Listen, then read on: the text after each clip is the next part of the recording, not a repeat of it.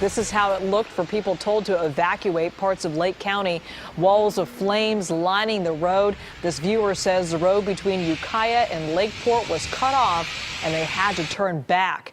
This is the only way to fight these remote and raging fires. Air attacks like this one from a tanker plane, dropping thousands of gallons of retardant in just a single pass, creating a fire line that might not be enough to stop the fire's progress. The focus in Lake County, the ranch and river fires, which are threatening towns near the shores of Clear Lake. We have a series of reports on the firefight, the evacuations. Let's begin with Wilson Walker on the fire lines in Lake County. Wilson?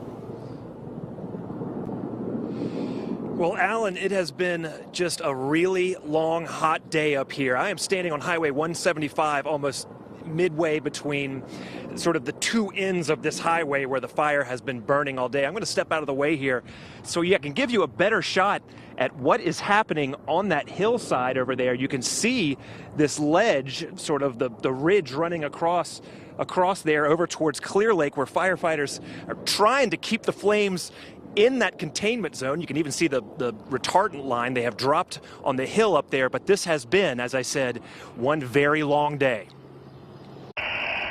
Romeo, Helco, we're inbound. Can we help you out? From the moment the wind came up with the sun, what everyone knew would be a long day was just getting started. No, this is an incredibly difficult fire. The concern now, you can feel the wind coming from my right out of the northwest. And along about 10 miles of Highway 175, crews could often only watch as flames exploded across the landscape. You see how black it is out there, and the fuel load is just tremendous. You ever had fire come through here like this? Not like this, no. And as expected, this fire burned exactly where the wind wanted it to go. By early afternoon, it had crossed over Highway 175, burning south and to the east. Yeah, so you know, we have your firefighter, and we're parked at that turnout where we were cutting line out this morning. It just feels like it's like a rewind, you know, and we're going through this again. It's pretty horrible. Among those watching the fight today, a handful of Bay Area lawmakers, including Congressman Jared Huffman. This feels a little too familiar for those of us that went through the fires last October. So what's on his mind as he watches another wildfire tear through this portion of Northern California? And we're just here to make sure that all the resources are flowing that we can make available. There's a lot of competition for them right now because fires are raging around the state. All right, you heard the congressman sort of really get to the point here. How long can CAL FIRE keep up an effort that now crosses the state with several major fires? Well, we take that question directly to CAL FIRE coming up at 6:30. Alan, back to you. We'll look forward to that. Thanks, Wilson. KPIX 5 reporter Katie Nielsen's also in Lake County, where today some evacuees had to be evacuated again. Katie? Alan, just a couple of hours ago, new evacuation orders came down for Kelseyville and Findlay. Now, we drove through Highway 175 not too long ago, exactly where Wilson was talking about. Take a look at what we saw. As we made our way down Highway 175, we could see huge flames from the Mendocino Complex Fires on both sides of the road. Bone-dry trees practically exploding into flames. Hand crews made their way down the highway, heading into the steep terrain to cut more fire lines.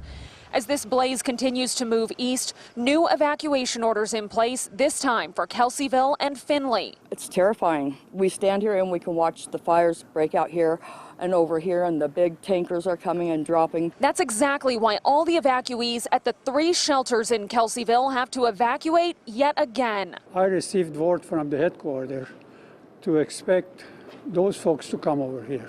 So we're getting prepared for that. There are already 500 people staying at the shelter at Lower Lake High School.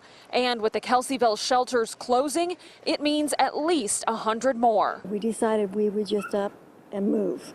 And we came here. For LaVon and her family, it's the second time they've had to evacuate in as many days. It was kind of a surprise because I didn't think it was going to be like that. I thought we were just going to go and stay. But despite repeated fires and subsequent evacuations, many people we spoke to said they won't move away from Lake County. A lot of people here have been burnt out 6 and 7 times, you know, from just the Santa Rosa fires, the Pawnee fire. It's a completely different universe up here in Lake County. We like Lake County. Now, it is a double blow to a community that has already been through this so many times before. There is still room here at Lower Lake High School at this evacuation center. There are also other shelters set up in Middleton. Alan? Katie, you were at the car fire in Redding this weekend, now Lake County. What's it like going from one to the other? How would you compare them? Can you? In a way you can, but in Redding we saw so much more destruction. The number of homes destroyed now close to 1,000 here. That has not happened yet, but as far as the similarities go, firefighters are battling such incredibly difficult conditions. You're talking about triple-digit temperatures every day, low humidities, high winds, and that's why it is just so hard and dangerous for them to try to get these fires contained. Oh, absolutely. Katie Nielsen, thanks so much.